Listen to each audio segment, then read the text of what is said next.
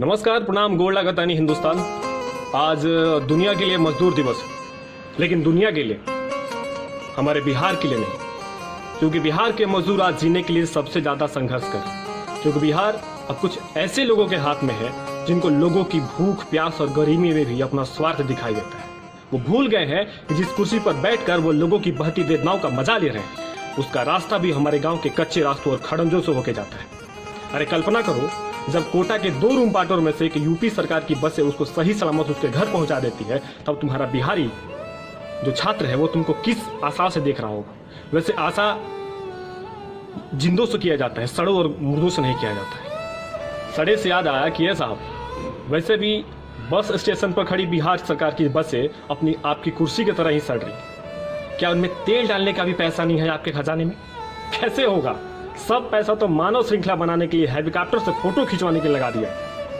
अच्छा एक बात बताओ, ये जो फोटो खींचे थे उससे बिहार में कोनो फैक्ट्री लगा, इंडस्ट्री लगा, रोजगार मिला जिससे बिहार का पलायन रुक जाए? अरे नहीं, ऐसा कुछ नहीं। अच्छा, जागरूक किए लोगों को, जागरूकता फैला। वैसे मंत्री जी, आपको एक बात बता दें कि आपने अच्छा किया, मानव श्रृंखला बनाकर लोगों को जागरूक किया। क्योंकि मानव श्रृंखला से लोगों को इतना फायदा हुआ कि बिहार की दोहरी राजनीति को समझने में बिहार के लोगों को ज्यादा दिक्कत नहीं होगा। मंत्री जी, एक बात हमको हमेशा सोचने पे मजबूर करता है। आप पिछले 15 साल से बिहार की सत्ता पे विराजमान है और आप पिछले 15 साल से कह रहे हैं कि हम बिहार का विकास कर रहे हैं। फिर आप ही कहते हैं कि बिहार के मजदूरों को और छात्रों को लाने में हम असमर्थ हैं। फिर आप ही बताइए कि आप 15 साल से क्या कर रहे थे? पैर में घुंघरू पहन के लौंडा डांस कर रहे थे? क्या यही विकास है कि हम अपने राज्य के मजदूरों को और छात्रों को लाने में असमर्थ हैं? महोदय, एक और बात है।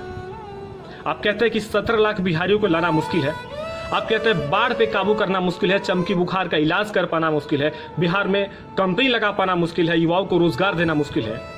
तो फिर ऐसा आपको क्या लूडो छक्का खेलने के लिए हम चुने हैं? जब सब कुछ मुश्किल है तो आज आसान है, वही कर दीजिए।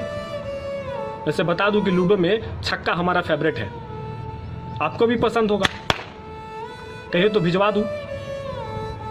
सवादू की चूड़ी, साथ में टिकुली, काजर, आलता, नो पॉलिश भेज देते हैं सजने संवरने के लिए। सबको पता होगा, और ये बात किसी से छुपा नहीं है।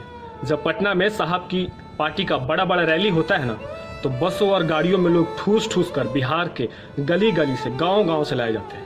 उसकी व्यवस्था कैसे कर लेते हो? उसका पैसा कहां से आता है? कहीं शराबबंदी हो रही है, स्मगलिंग का तो पैसा नहीं है ना। बिहार के लोग संघर्ष को बड़े करीब से जीते हैं, इसलिए छोटी मोटी चीजों को बहुत जल्दी भूल जाते हैं। लेकिन कुछ चीजें ऐसी होती है जो भुलाई नहीं जा सकती। क्योंकि एक माँ सब कुछ भूल सकती है, लेकिन चमकी बुखार से तड़प के मरते अपने बच्चे की आखिरी चीख को कैसे भूल सकती है? एक मुंबई में बैठा मजदूर घर से दूर अपने परिवार की मजबूरियों को कैसे सुनता है और रोज मरता है? एक स्टूडेंट अपने घर पर बात करके रोज रोता है। जब एक बेरोजगार रोजगार की तलाश में अपने गांव को छोड़ता है, तब मरता है। लोग जीना भूलते हैं, लोग मरना नहीं भूलते हैं। लाशों पर राजनीति करने वालों, देखना, जिनको तुम मुर्दा समझकर राजनीति खेल रहे हो, एक दिन ये मुर्दे तुम्हारी सत्ता का कब्र खोदेंगे। जय बिहार।